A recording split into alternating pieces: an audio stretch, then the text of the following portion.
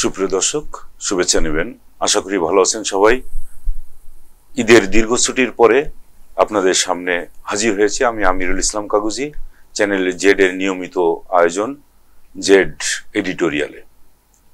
আমরা যে সংবাদটি বেছে নিয়েছি সেটা হচ্ছে নিউ ইয়র্ক টাইমসে প্রকাশিত একটি খবর, যার শিরোনাম করা হয়েছে বাংলাদেশ নতুন করে গড়ে উঠছে, ইসলামী কট্টরপন্থীরা সুযোগ খুঁজছে। এই শিরোনামে যে প্রতিবেদনটি প্রকাশিত হয়েছে তার বেশ কয়েকটি কথা এখানে একটু প্রথমে উল্লেখ করা দরকার। ওই প্রতিবেদনের প্রথমে বলা হয়েছে, এক নম্বর সেটা হচ্ছে নারী ফুটবল খেলা বন্ধ করে দেওয়া হয়েছে বাংলাদেশের একটি অঞ্চলে। দুই নম্বর হচ্ছে প্রকাশ্যে একজন নারী তার চুল ঢেকে না রাখার কারণে একটি উগ্রবাদী সংগঠনের কর্মী বা নেতা তাকে হেনস্থা করেছে, অথচ তাকে আবার পুলিশের কাছ থেকে ছিনিয়ে নেওয়া হয়েছে, এটা একটা অভিযোগ। তিন নম্বর বলা হচ্ছে যে বাংলাদেশের 17.5 কোটি মানুষ যখন উন্নয়নের জন্য তাদের নিজেদেরকে বিভিন্নভাবে কর্মকাণ্ডে নিয়োজিত করতে যাচ্ছে, ঠিক সেই মুহূর্তে উগ্রবাদী ইসলামী সংগঠন বাংলাদেশকে পিছনের দিকে টেনে নিয়ে যাওয়ার চেষ্টা চালাচ্ছে। আরেকটি কথা বলা হয়েছে যে বাংলাদেশের উন্নয়নে এখন 37% নারী বিভিন্ন কর্মকাণ্ডে জড়িত, বিভিন্ন কর্মসংস্থানে তারা নিয়োজিত আছে। তাদেরকে নতুন করে আবার ঘরে ফিরিয়ে নিয়ে যাওয়ার একটা চেষ্টা চালাচ্ছে এই উগ্রবাদী সংগঠন। সেক্ষেত্রে বাংলাদেশ সরকার ইতিমধ্যে এটার প্রতিবাদ জানিয়েছে। আমরা জেড চ্যানেলের পক্ষ থেকে বলতে চাই, বাংলাদেশে একটি ঘটনা, সেটা হচ্ছে একটি অঞ্চলে নারী ফুটবল খেলোয়াড়দেরকে নিষিদ্ধ করা হয়েছে, এবং নিষিদ্ধ করা বলতে কি, সেখানকার উগ্রবাদী একটি সংগঠন তাদের ওই খেলাটাকে দেখাতে নিষেধ করেছে এবং তাদের বিরুদ্ধে তারা বিক্ষোভ করেছে। বাংলাদেশের বিভিন্ন জায়গায় নারীদের খেলাধুলা, শরীর চর্চা, তারপর বিভিন্ন উৎসবে তারা কিন্তু খেলাধুলা করছে। একটি ঘটনা দিয়ে পুরা বাংলাদেশকে বিচার করা একেবারেই, নিউ ইয়র্ক টাইমসের মতো একটি বড় পত্রিকা, প্রভাবশালী পত্রিকা, এই বিচার করাটা অন্যায় বলে আমার কাছে মনে হয়েছে।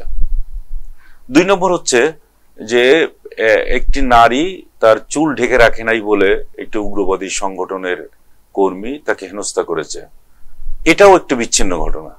যে হর হামেশাই কিন্তু আমাদের বাংলাদেশে এখন নারীরা যথেষ্ট স্বাধীনতা বা স্বাধীনভাবে তাদের পোশাক পরিচ্ছদ পছন্দ করার ক্ষেত্রে তারা একেবারেই স্বাধীন। তারা যে কোনো পোশাকেই তারা বাইরে বের হতে পারে। তো এত 17 কোটি মানুষের মধ্যে আমাদের এখন অর্ধেকের বেশি এখন কিন্তু নারী। তারা আমরা ধরে নিতে পারি 9 কোটির মতো নারী এখন বাংলাদেশে অবস্থান করছে। তারা কোন জায়গায় এইভাবে মানে নিরবিচ্ছিন্নভাবে তারা হেনস্থার শিকার হচ্ছে? একটি ঘটনা দিয়ে কি পুরা নারী জাতিকে বা পুরা বাংলাদেশকে বিচার করা যায়?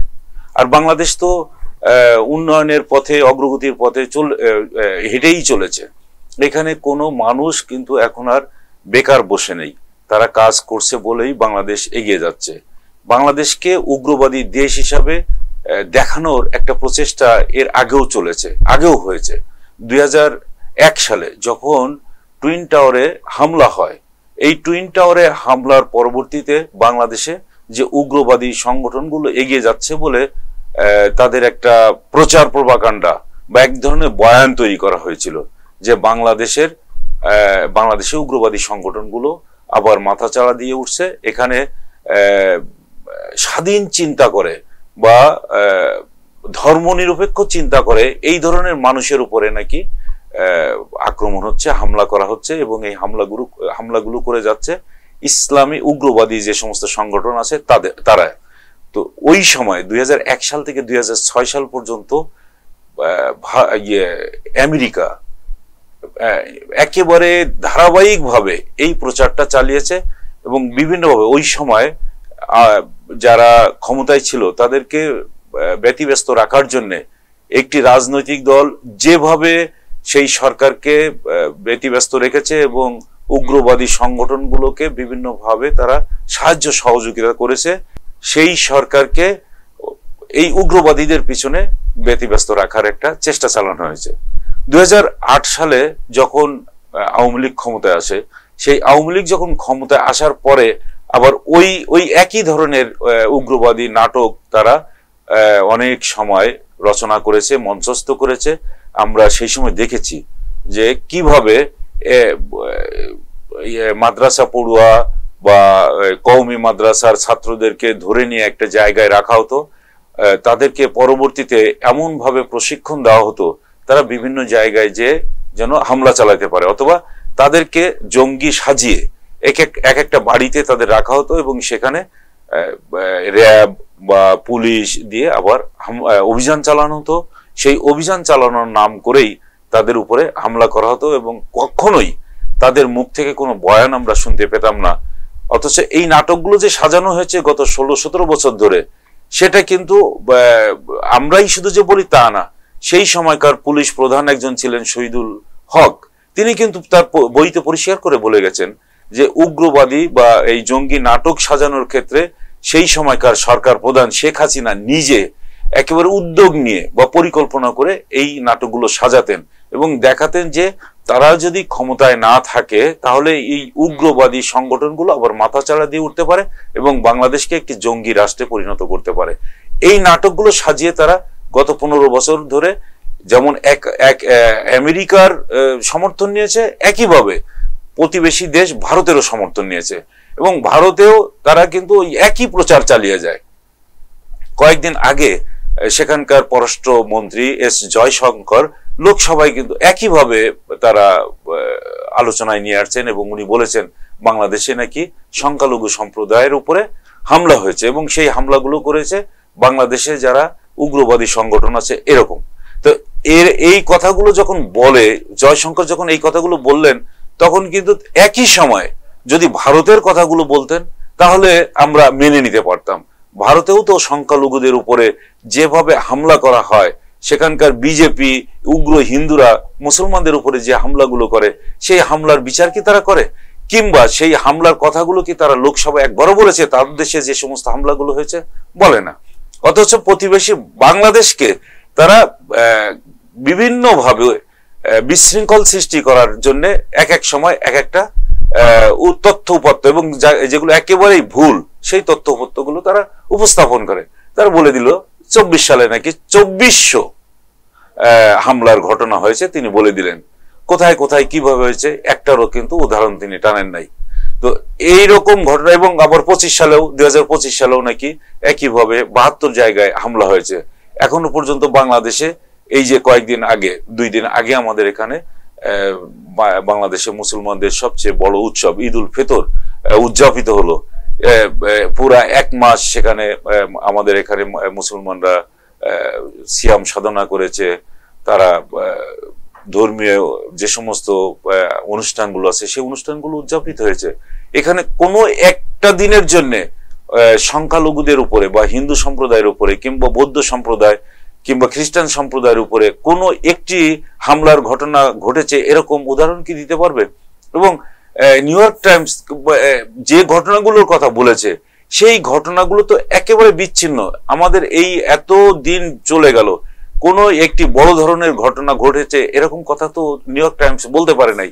এত সূক্ষ্ম ঘটনা নিয়ে নিউ ইয়র্ক টাইমসের মতো একটি পত্রিকা এমন একটি প্রতিবেদন করবে, এটা তো কোনোদিন আশা করা যায় না। সারা পৃথিবীতে সবচেয়ে বেশি মানুষ বা আন্তর্জাতিকভাবে যে পত্রিকাটাকে স্বীকৃতি দেয়, সেই নিউ ইয়র্ক টাইমসে 2-3টা ঘটনাকে সামনে এনে বাংলাদেশকে একটি জঙ্গিবাদী রাষ্ট্র হিসেবে চিহ্নিত করার মতো এরকম একটা অন্যায় যে কথাগুলো তারা তুলে ধরেছে, এটা একেবারে অন্যায় বলে আমরা মনে করি। অন্তত চ্যানেল জেড এর পক্ষ থেকে এই কথাটা আমরা মনে করতে পারি। কারণ বাংলাদেশের 17 কোটি নয় 18 কোটি মানুষ এখন কাজ করে। এই 18 কোটি মানুষ যখন সঠিকভাবে তাদের জীবন জীবিকার জন্য, তাদের জীবন মান উন্নয়নের জন্য কাজ করে যাচ্ছে, সেই কাজ করার সময় যদি বাংলাদেশকে উগ্রবাদী দেশ হিসাবে চিহ্নিত করার চেষ্টা চালানো হয়, আমি বলবো এটা একটা অপচেষ্টা চালানো হচ্ছে। আর এই অপচেষ্টা চালানোর পেছনে যে কারা ইন্ধন দিচ্ছে এটা কিন্তু বাংলাদেশের মানুষ জানে। গত 15-16 বছর ধরে একটি ফ্যাসিবাদী শাসন বাংলাদেশের ঘাড়ির উপরে চেপে বসেছিল। তারা অর্থনৈতিক দেউলিয়ায় বাংলাদেশকে পরিণত করতে চেয়েছিল।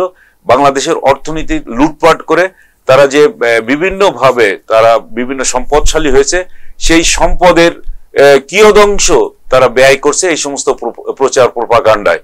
এবং এই ধরনের বড় মানে নিউ ইয়র্ক টাইমসের মতো একটি এত বড় একটি পত্রিকাকেও যে কিনে ফেলা যায়, সেটা আমরা এই প্রতিবেদন থেকেই কিন্তু বুঝতে পারি যে আওয়ামী লীগ কিভাবে প্রভাব বিস্তার করে অর্থ খরচ করে এই সমস্ত পত্রিকাগুলোকে তাদের পক্ষে নিয়ে যাচ্ছে।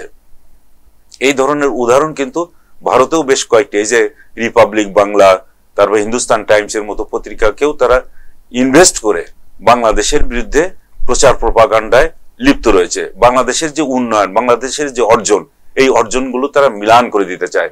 তারা যে গত বছর জুলাই আগস্ট বিপ্লবে এই দেশ থেকে উৎখাত হয়ে গেছে, জনগণের তোপের মুখে উৎখাত হয়ে গেছে, বাংলাদেশের অর্থ লুটপাট করে তারা যে এখন বাংলাদেশের থেকে পালিয়ে গেছে, এই বিষয়গুলো তারা ধামাচাপা দিতে চায় এবং আবার তারা ক্ষমতার পাদপীঠে আসতে চায়। এই ধরনের একটা আকাঙ্ক্ষা তাদের মধ্যে থাকার কারণেই এই অর্থ করি তারা প্রচার প্রপাগান্ডায় নিয়োগ করে তারা আবার সামনের দিকে এগিয়ে আসতে চায়। কিন্তু নিউ ইয়র্ক টাইমসের মতো পত্রিকা, প্রভাবশালী পত্রিকা, তাদের এই পাতা ফাঁদে যদি পা দেয় তাহলে চরমভাবে ভুল করবে বলে আমরা বিশ্বাস করি। আজকে এই পর্যন্ত। ভালো থাকবেন সবাই। চ্যানেল জেড এর সঙ্গেই থাকুন। আল্লাহ হাফেজ।